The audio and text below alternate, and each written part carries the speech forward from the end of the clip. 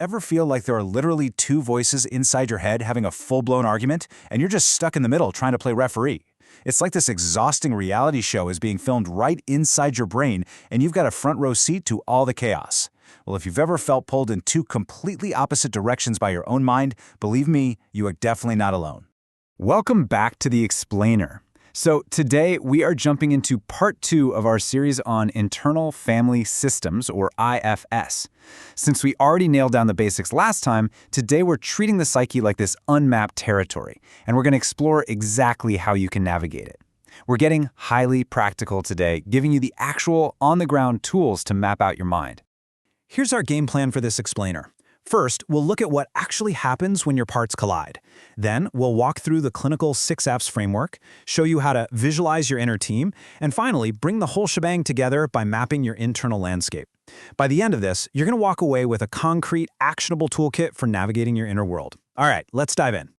Okay, Section 1, when your parts collide. We really need to look closely at what IFS calls polarizations.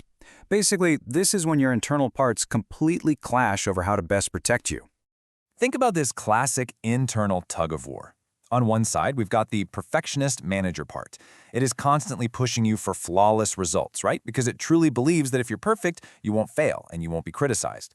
But then, on the exact opposite side, we have the rebel, or maybe you'd call it the avoider part. This part is insisting that all this pressure just isn't worth the stress, and it's demanding freedom and relaxation so you don't completely burn out. Now, they both genuinely want to protect you, but their strategies? Totally, completely opposite. And honestly, you know exactly what this sounds like in your head. One part is aggressively shouting, "You need to relax," while the other is just frantically screaming back, "There's no time for that! You've got deadlines!" It is completely exhausting. These parts get locked into these extreme roles, pulling harder and harder on the rope, and because you're caught right in the middle of this polarization, you just end up feeling completely stuck. When your parts are polarized like this, the real-world fallout is huge. You get hit with decision paralysis, because no matter what you choose, one part is going to feel ignored. It leads to this profound emotional exhaustion. I mean, it takes a ton of energy to constantly juggle flaming swords, right?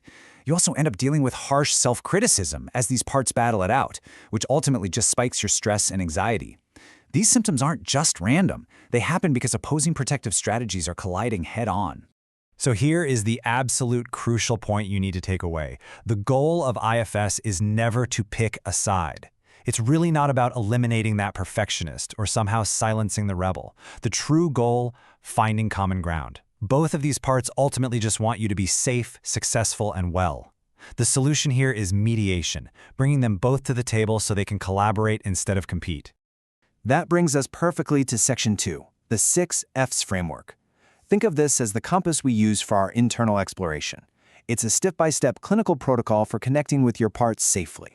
But before we run through the actual steps, let's define what we're actually trying to achieve here. We are aiming for what's called a self-to-part connection. Basically, this means creating a safe, totally non-judgmental space where your core, compassionate self can understand and interact with an individual inner part.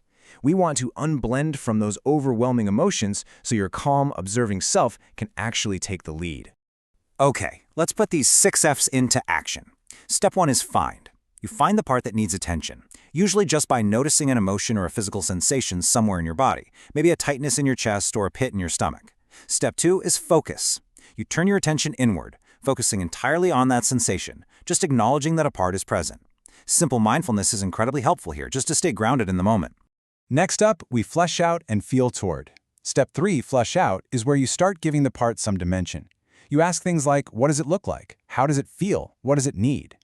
Then, step 4, feel toward, is perhaps the most critical diagnostic check in all of IFS. You ask yourself, how do I feel toward this part right now? Look, if you feel angry or annoyed at it, you're actually still blended with another protective part. But if you feel open, curious, and compassionate toward it, that means your true self is present and ready to lead the conversation. The final 2 steps are befriend and fears. In Step 5, you befriend the part by learning about its role and just appreciating its protective intent, even if, you don't exactly love its methods. This builds some serious trust. Once that trust is there, Step 6 is asking about its fears. What is it afraid would happen if it stops doing its job? This is where the magic really happens, because asking about a protector's fears almost always reveals those deeply vulnerable, often hidden exiles. Those are the wounded parts carrying vast pain that the protector has been working so desperately hard to guard. All right, let's move right into Section 3, Visualizing Your Inner Team. We're going to look at how you can use mindfulness and imagery to take these abstract, often overwhelming parts and give them a concrete face. So we can actually turn heavy, intimidating emotions into quirky, manageable avatars. Instead of drowning in some vague cloud of anxiety, you might visualize that part as, say, a shivering little kitten, or maybe a tiny, wide-eyed owl keeping watch.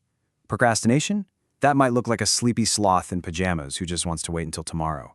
Perfectionism could be an uptight librarian with spectacles and a very strict clipboard. By doing this, you're no longer fighting a massive, faceless wave of emotion. You're literally just sitting down for tea with a stressed-out librarian. So why exactly does this imagery trick work so well? First off, it makes the invisible visible and concrete. Second, it builds a massive cushion of safety and emotional distance. Think about it. If your anger feels like a massive thundercloud, seeing it as a separate, smaller entity lets you approach it safely. Third, it activates your creativity, which naturally just brings out that compassionate self-energy we talked about. And finally, it allows for the observer technique. This is where you use mindful breathing to step back and watch the part like a character on a stage, rather than fusing completely with its emotion. And now, for our final section, Mapping Your Internal Landscape. We are going to zoom all the way out and introduce the ultimate practical tool for tracking all these new avatars and their internal relationships, the parts map. Taking the time to map your parts out visually? Absolute game changer. A parts map lets you physically diagram those polarized parts side by side. You can log their avatars, their distinct motivations, and those deep hidden fears we uncovered using the 6 Fs. But most importantly, a map lets you track how these relationships evolve over time. It literally turns a chaotic, overwhelming inner storm into a manageable, visible landscape that you can check in on daily. And hey, you don't just have to use a pen and paper. Digital tools, specifically things like the IFS Guide app, take this to a whole new level with interactive parts mapping right on your phone. What's absolutely wild is that it even offers AI-powered simulation dialogues. It acts kind of like a virtual practitioner, meaning you can actually practice talking to that sleepy sloth or that uptight librarian in a simulation before you do the real internal work. It's got daily habit trackers and self-healing meditations too, all designed to help you maintain that calm self-energy.